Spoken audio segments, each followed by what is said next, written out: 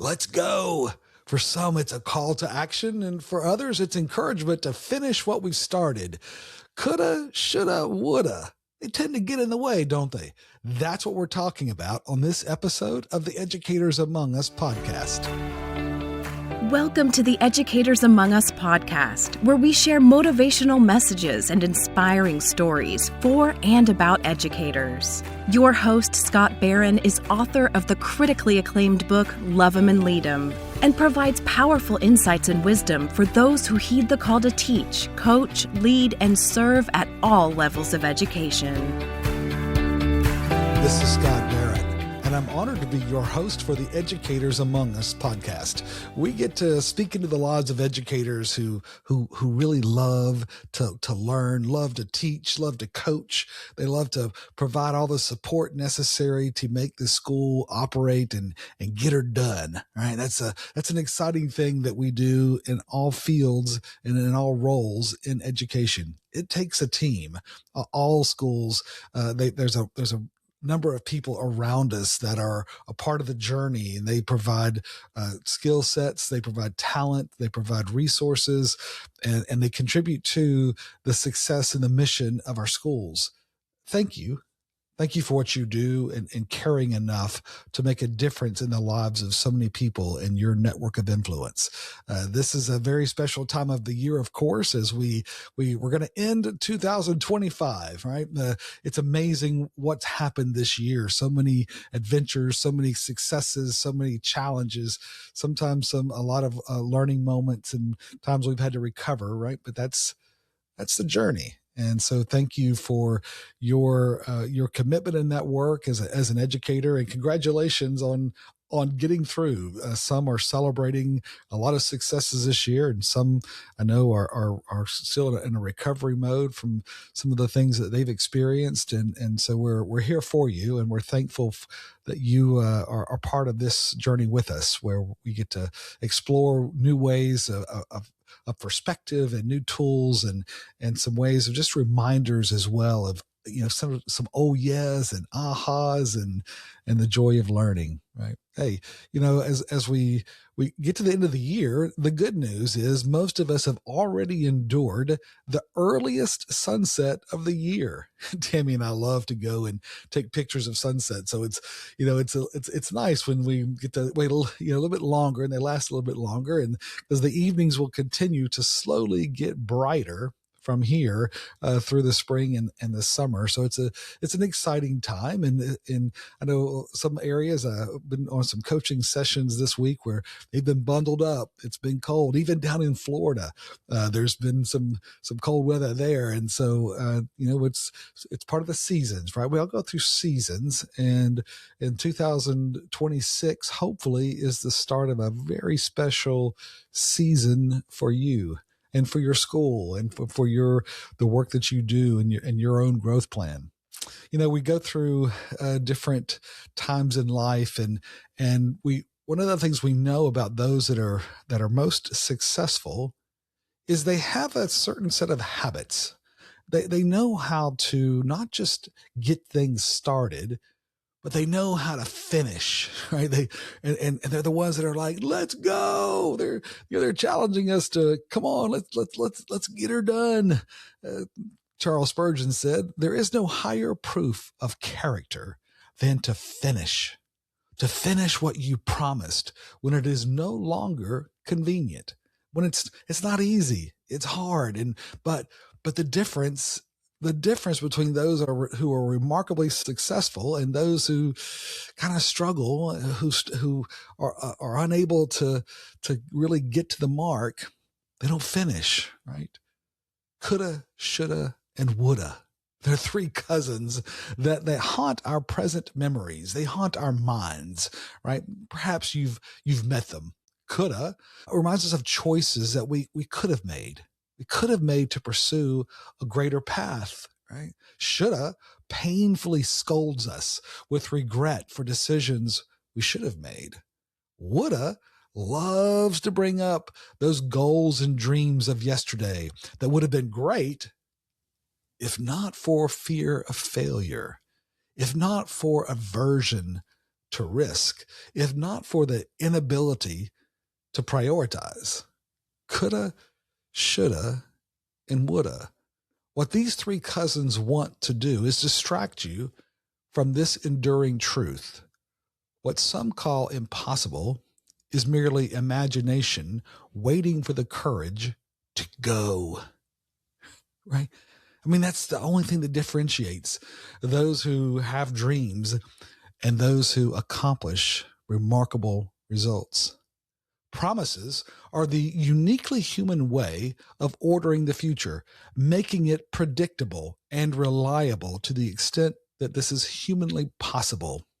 Hannah Arendt said this, and it's a fascinating way of viewing it, right?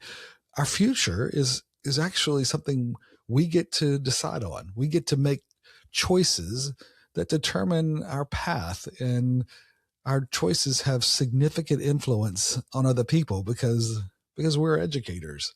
In a world adrift in unfinished books, in unfinished lesson plans and campaigns and projects, those who get it done are distinguished as masters of self-fulfilling habits. Nothing builds trust and confidence with others, and of course within ourselves, like following through on our commitments, finishing what we said we would do. That's actually a rare quality found among the most effective and successful people, the most effective and successful educators. Fulfilling our promises results from character more than intelligence or talent. Right? It's the result of something that we've learned, of decisions that we've made, and habits that we've developed. Now, finish the work. This is an admonition from the Apostle Paul in 2 Corinthians 8:11. Now finish the work so that your eager willingness to do it may be matched by your completion of it according to your means. In other words, it's great to have the enthusiasm to get started, but even more so to have an equal level of commitment and enthusiasm to finish, to get the work done. In the United States, we're halfway through the school year.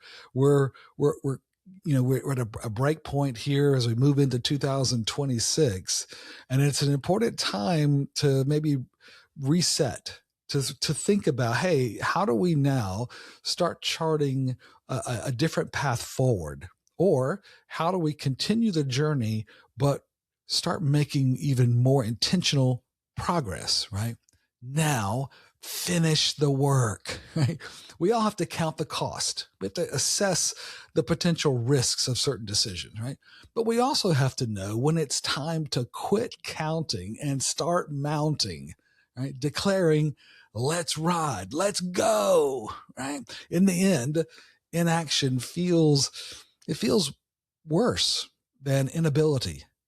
Better an oops than a what if. Right? That's like a sign to put up in our room, right? Better an oops than a what if. And that's the decisions that we get to make on a daily basis.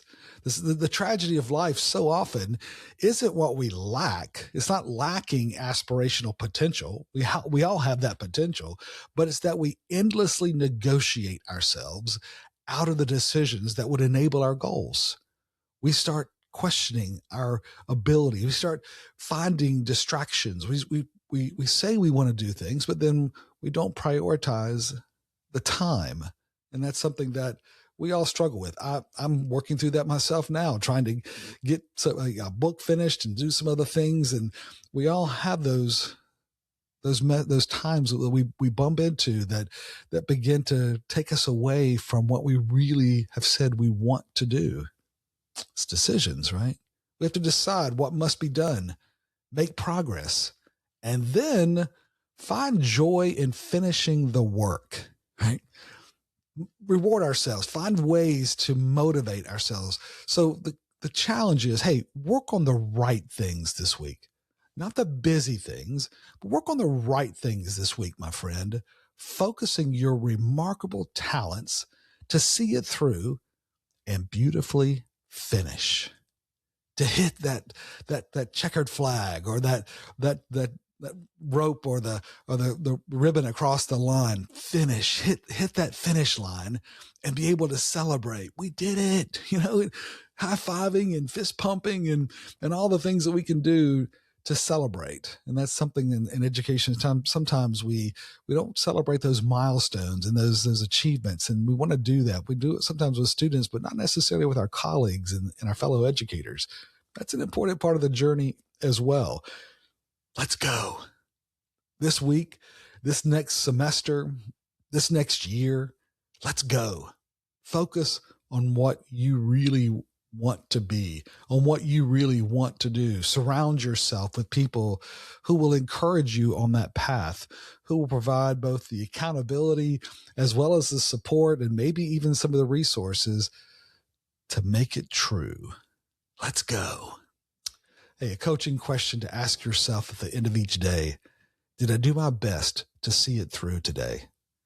Did I do my best to see it through today? Love him and lead him, my friend. This is Scott.